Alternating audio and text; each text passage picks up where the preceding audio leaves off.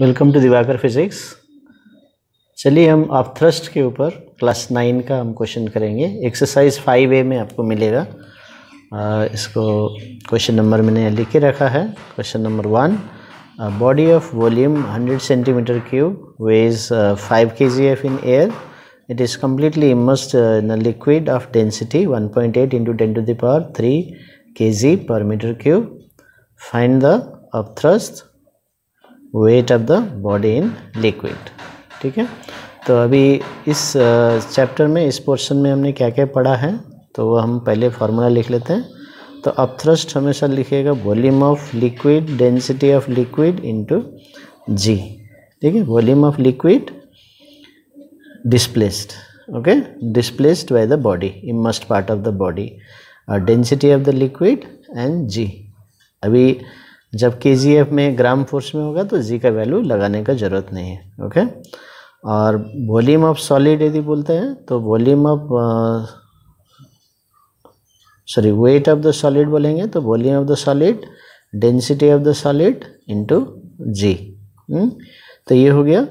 And volume of liquid is equal to volume of solid, एक ही होगा कब, when completely immersed, when completely immersed। ठीक है, तो दोनों को इक्वल हो जाएगा। फिर अपथ्रस्ट के कारण क्या होता है, वेट डिक्रीज हो जाता है। तो weight of the body in air minus weight of the body in liquid. तो लिक्विड में वेट कम हो जाता है, क्यों? क्योंकि अपथ्रस्ट होता है। So upthrust will be weight in air minus weight in water और लिक्विड। ठीक है, और इसी को बोलते हैं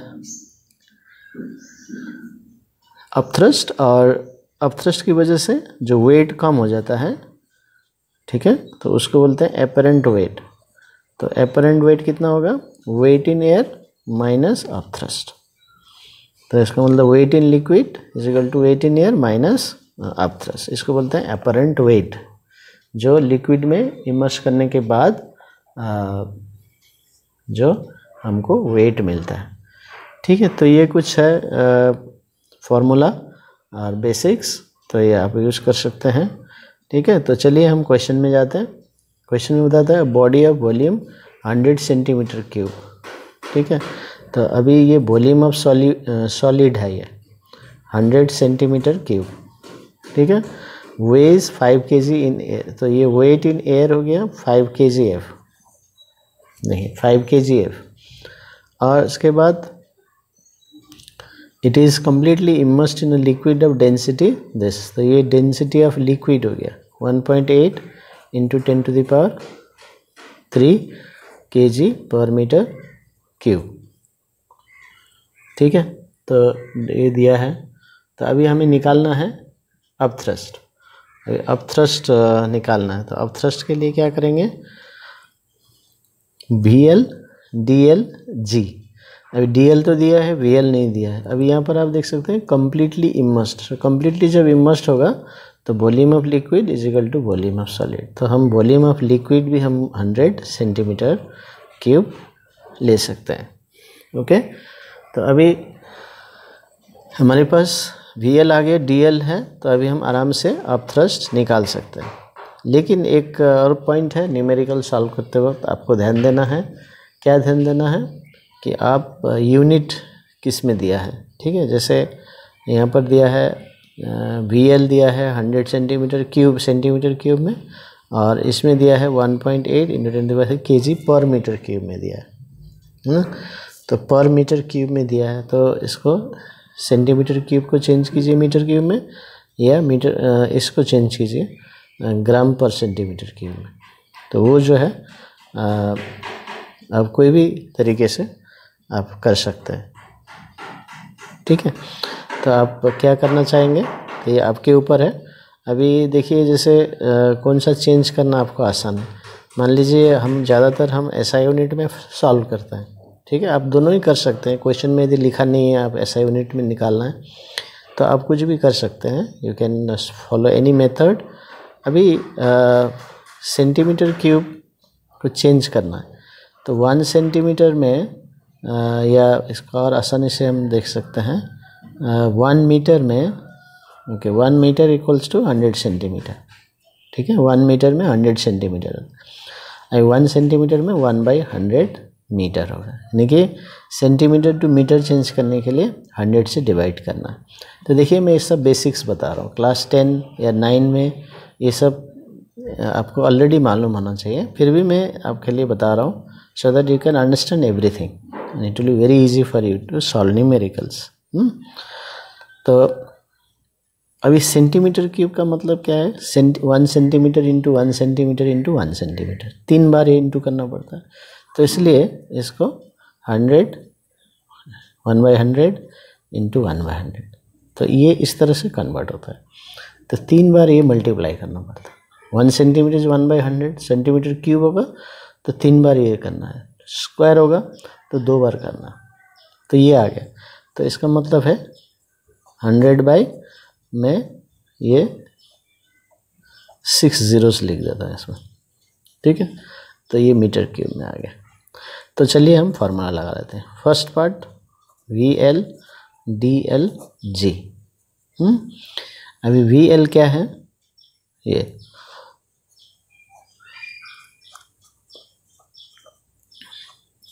डेंसिटी कितना है, अभी हमने इसको चेंज किया है तो इसको इसमें रखेंगे kg पर मीटर क्यूब में, ठीक है। अभी ये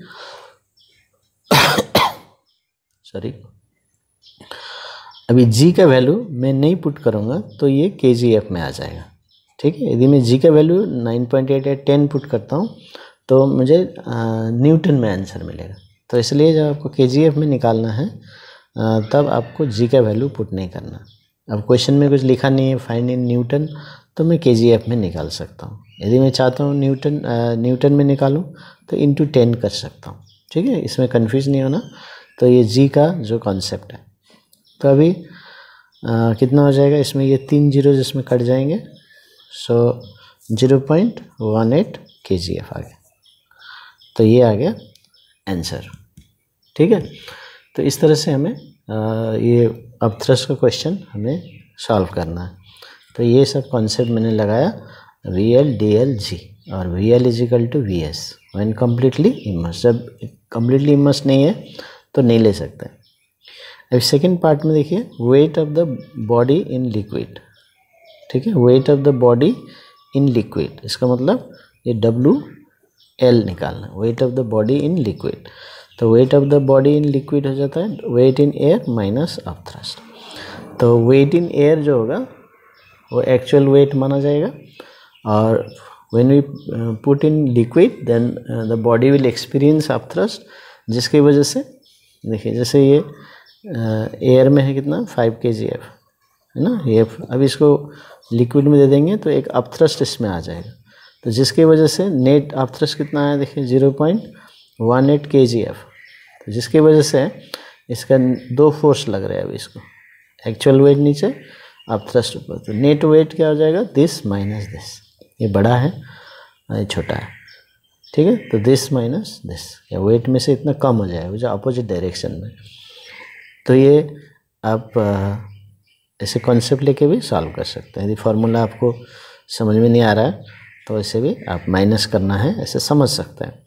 सो 5 kgf माइनस 0.18 kgf, तो आ गया 4.82 kgf।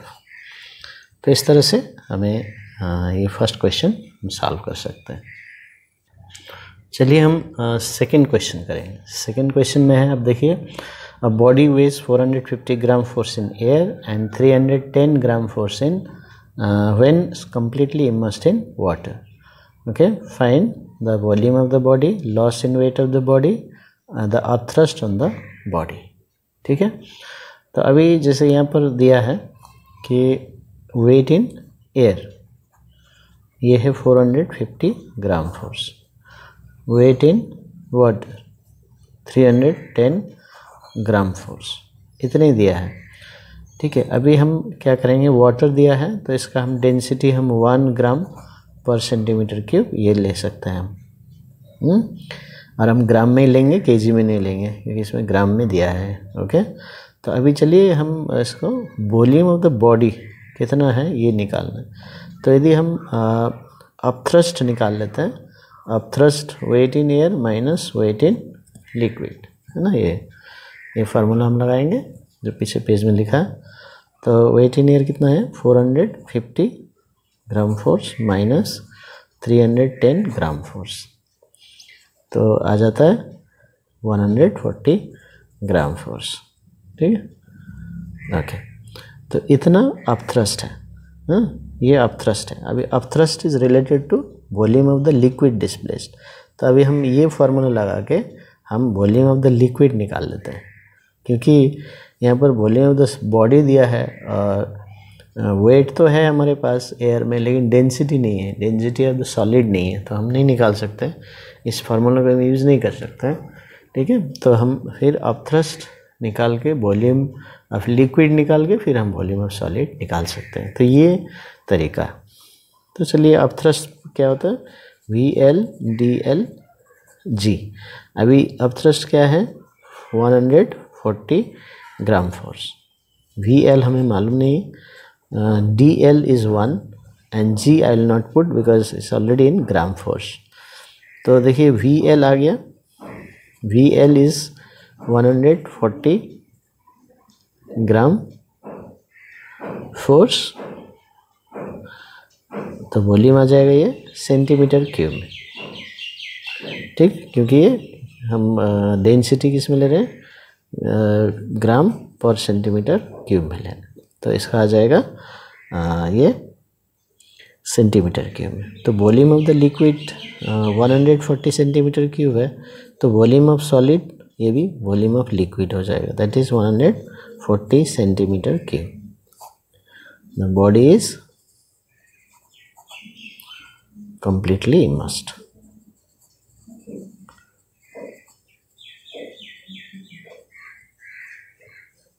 ये तो ये रीजन आ गया, फर्स्ट पार्ट आ गया।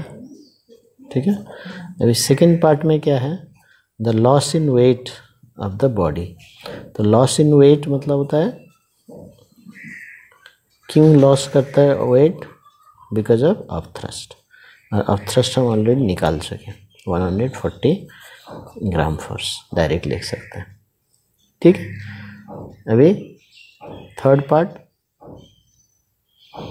अपथ्रस्ट ऑलरेडी हमने निकाला है 140 ग्राम फोर्स, तो यहाँ आपने निकाला है तो इसको यहाँ पर डायरेक्ट लिख सकते हैं। ठीक है, डायरेक्ट आप लिख सकते हैं, upthrust is equal to as done in part 1। तो ये आ गया आंसर। तो इस तरह से हम इसको हम सॉल्व कर सकते हैं। Thank you for watching my video. फिर आगे भी हम और न्यूमेरिकल सॉल्व करेंगे। Okay, thank you.